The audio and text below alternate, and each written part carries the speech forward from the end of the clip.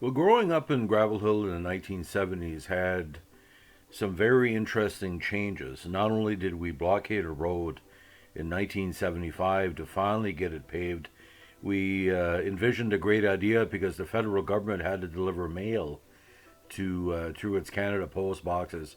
It might be best to kind of mimic what other places had done, including Aboriginal communities in Quebec previously, to block it and get it, repaired. And it was Rayburn Doucette, who was a local MLA, still a great political leader in North Shore, and other supporters that helped us get it done.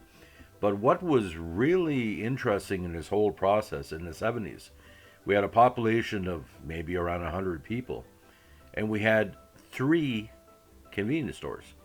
One was an old fashioned kind of canteen, and the other one was sort of like two were the canteens, and one was like pretty well a traditional pool hall with music and pinball machines and with a pool table.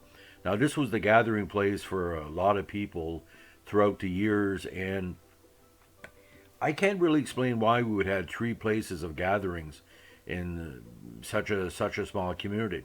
But what was kind of bizarre, I think this was played a big factor in the 1970s, and we saw that at the Paul LaPointe store in the nearby Nash Creek and the Lucky Dollar and the main drag on the Nash Creek stretch before you got to Jacket River. That junk food and sports cards were a big draw. Now, when we say junk food, it could be, I talked about in previous podcasts, Hostess chips, Nestle bars, all kind of treats, caramel, goobers, Smarties, all kind of stuff. Now, in the 1970s, we had some really strong hockey card and baseball card sets, especially tops 72, 73, and 75, the great designs. Montreal Canadiens and Toronto was very popular. But the best convenience store we had was the one that was situated at the Nash Creek School that was run by the school was run by the Catholic Diocese. We could go in there and pick up all kind of different treats at noon hour, and this allowed us to do everything from play a game called card flipping to basically trading amongst our own. Now, some 45 years later, I know I have a lot of the collectibles from that era. I never got rid of them. But my favorite place was kind of the LaPointe Morardi location up the road. It had a little stoop in the front where you could buy and open your cards in the front stoop. And I do remember one summer where the shadows were so beautiful and the summer was so beautiful. I'm opening my cards and I get an Oakland A's player I was chasing for, and just a taste of the gum and the experience of finding something where it took a little while to find. So this little podcast is kind of a preview of the book I had talked about in the previous podcast in McGravel. The home plate was a telephone pole. I'm going to expand on this a little bit as the book becomes available, but I just want to tell everybody in Gravel Hill, Murchie, Solomon, and Lorne that this will be a tribute to the good times. I'm not going to talk much about the bad times because we all know what the bad times were: poverty and unfortunately criminal element and arson. But when we were good, we were very good. There was a lot of camaraderie, road hockey games, and field hockey games, baseball, softball, different activities. We were very close, and that's like the Coreys, LaPointes, the Hickeys, the Levines, the Slegers, everybody that played a part in making our youth a little bit more what you call family than what you saw in Stand By Me or the Waltons or any family drama. We were all about kids. There was a big children's population in Gravel Hill in the 1970s, and it was all about camaraderie. And we're still very close to this day. You can never really call us cousins. We were like, I don't know, 55 brothers and sisters.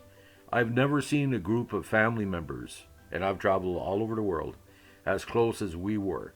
You look at, the Burtons and, Sheldon and Neil and Pammy and Shelley and everybody else, the LaPointes, Rhonda and Oakley, Johnny Cat's bunch, the Hickeys, Brian LaPointe's extended family. Again, and the people that would visit, the friends and family of us, they were brought in to be just as much family. So the book will talk about this family aspect. There's a lot of stories you probably heard before if you're from the North Shore, but I can tell you this: uh, we survived. We've had prosperous lives. I've gone on a career as a journalist. Many people from Gravel Hill have gone on to great success in college and university and the extended families, and that closeness kept us going. So just want to remember on this February 23rd, if you're listening to this and, it brings memories back of your own extended friends and family, that's what the book will be all about, to talk about it. And I'd like to thank everybody that supported the first podcast. My kind of, well, I call him my uncle. I mean, he's not uncle by marriage, but he's my uncle, Maurice Levine. Rosalind O'Brien, my beautiful cousin. Different people, Dave O'Toole, my former connection with the cops. Poem Dave's and I are good friends. He's given me great encouragement. The members of the Brunswick Independent Authors Association. So there's a lot of people that have been supporting me in this plan to get the book ready, and it's going to be dedicated to everybody, and you know who you are. And for the people that never really supported me, well, you know who you are too. So it doesn't really apply to you because you think, I shouldn't do something like this. Well, why couldn't it? Has there ever been a book proposed like this for this part of Restigouche to talk about the poverty and the love at the same time? Because we didn't know any better. We didn't know how poor we were because we were that's all we knew, just being close. Anyway, on this beautiful day where temperatures are warming up in New Brunswick, and may the warmth of this warm streak find you on this beautiful morning. Have a good day. Bye.